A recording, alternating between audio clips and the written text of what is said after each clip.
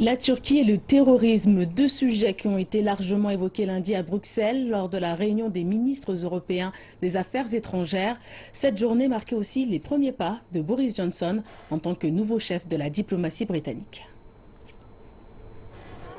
La matinée a commencé tôt pour les ministres européens des Affaires étrangères. Ils sont d'ailleurs immédiatement entrés dans le vif du sujet. Ils ont appelé la Turquie à maintenir l'état de droit à la suite du coup d'État manqué du week-end dernier, tout en martelant qu'un éventuel retour à la peine de mort ne sera pas toléré par l'Europe.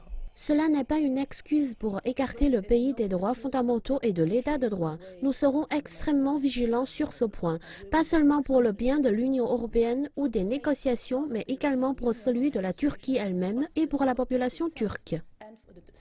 Présent lors des réunions, le secrétaire d'État des États-Unis, John Kerry, a également insisté sur le fait que la Turquie devait apporter des preuves en utilisant les moyens officiels si elle souhaitait que Washington extrade l'homme qu'Ankara accuse publiquement d'avoir fomenté la rébellion. Cet homme n'est autre que Fethullah Gülen, imam et intellectuel turc actuellement en exil dans l'État de Pennsylvanie. Nous n'avons reçu aucune demande d'extradition particulière.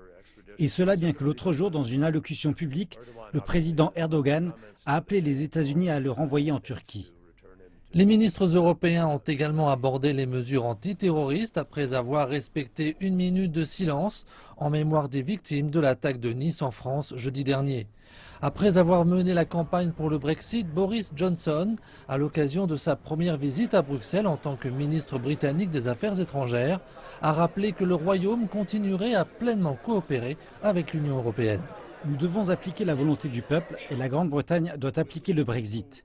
Mais cela ne signifie certainement pas la fin de l'engagement et de la participation britannique en Europe et le soutien auprès de diverses aventures européennes. Les chefs de la diplomatie des pays de l'Union européenne n'ont pas manqué d'évoquer les relations avec la Chine. Beijing et Bruxelles sont en désaccord au sujet des exportations d'acier chinois. Une proposition consisterait à baisser les droits de douane payés par Beijing tout en accordant à la Chine le statut d'économie de marché en Europe. Cette question devrait être largement discutée ici même et jusqu'à la fin de l'année.